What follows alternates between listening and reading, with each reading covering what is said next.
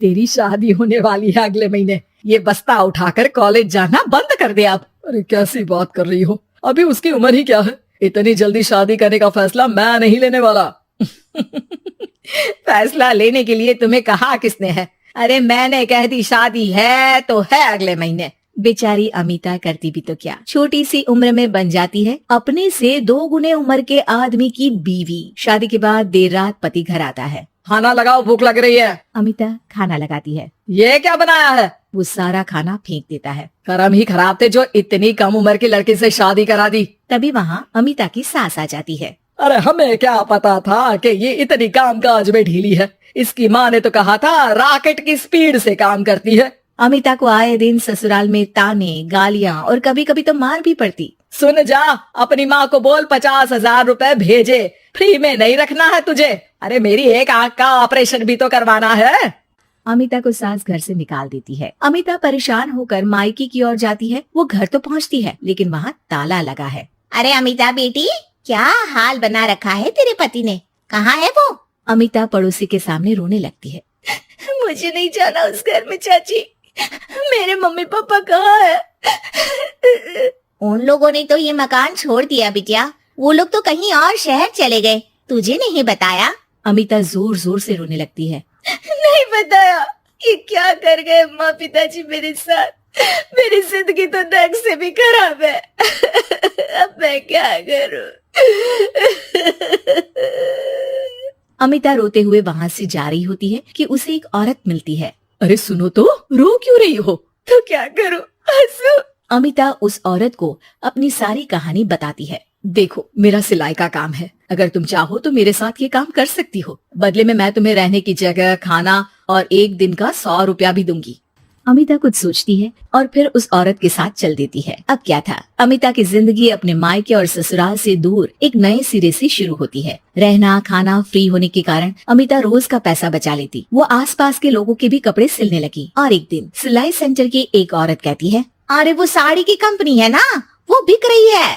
पास बैठी अमिता सारी बात सुन रही थी। हाँ बिक तो रही है, लेकिन उस बंद पड़ी मनहूस कंपनी को खरीदेगा कौन? तभी तो इतनी सस्ती बिक रही है, लेकिन कोई खरीदार नहीं है। फिर भी कितने की बिक रही है? अरे पूरे 5 लाख में मशीनों के साथ, लेकिन यहाँ कोई लेबर काम नहीं करेगा। पुराने मालिक ने किसी को पैसे ही नहीं दिए। उन लोगों ने कहा है कि जो नया मालिक आएगा वो लोगों को पैसा देगा। 5 लाख। अमिता घर आती है और अपने पैसे गिनती है, पूरे 3 लाख। अमिता सिलाई सेंटर वाली उस औरत के पास जाकर कहती है, चाची मैंने इतने साल की कमाई में ये पैसे जमा किए हैं, पूरे 3 लाख है। वो बंद साड़ी की फैक्ट्री मैं खरीदना चाहती हूँ। अरे अमिता, पागल हो गई हो क्या? वो 5 लाख की बंद मनहूस फैक्ट्री खरीदेगी, फिर लेबर का बकाया पैसा देगी, और वो फैक्ट्री चलेगी कि नहीं ये भी कोई नहीं जानता। लेकिन अमिता नहीं मानती। वो उस औरत से कहती है कि वो उस फैक्ट्री को खरीदना चाहती है और खरीद कर ही रहेगी। औरत भी अमिता की मदद कर देती है और फिर अमिता के नाम एक साड़ी फैक्ट्री हो जाती है। शुभारंभ वाले दिन अमिता लेबर से कहती है,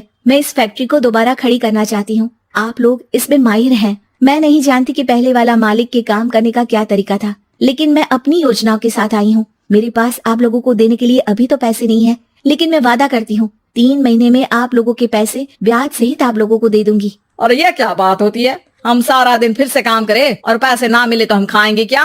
सिर्फ 3 महीने की बात है। वैसे भी आप लोग बिना काम के यहाँ नए मालिक के इंतजार में बैठे ही थे। मैं काम करना चाहती हूँ और 3 महीने में सारे पैसे देने का वादा भी करती हूँ। लेबर आपस में सलाह करते हैं और अमिता की बात मान लेते हैं। सिलाई सेंटर से मशीन, सिलाई और कपड़े के ज्ञान में माहिर हो चुकी अमिता सभी के साथ मिलकर खुद काम करती। शहर और दूसरे शहरों में घूम घूम कर साड़ी का डिजाइन दिखाती और ऑर्डर लेती। अमिता को कई जगह से ऑर्डर आ जाते हैं। कई लोग उसके काम को सराहते तो कई आलोचना भी करते।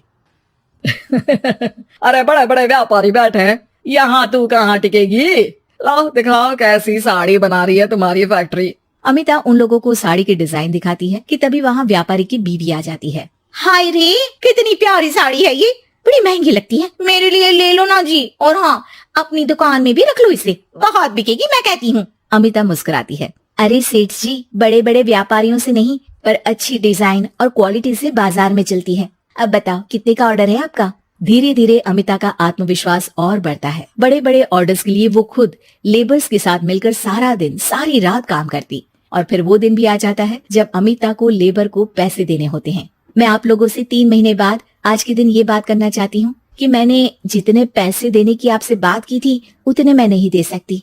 हम लोग जानते थे कि पर आपकी कंपनी तो फायदे में है, फिर हमारे पैसे क्यों नहीं देंगी?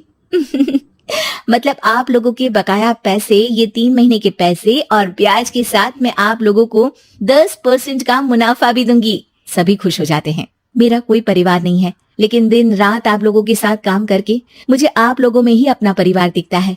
अमिता की फोटो पेपर में छपती है। उसके बिजनेस मॉडल को पढ़ने के लिए कई बच्चे भी उसका इंटरव्यू करते हैं। अब अमिता 1 से 2 और 2 से 4 फैक्ट्री खोलकर देश में बड़ा नाम कमाती है।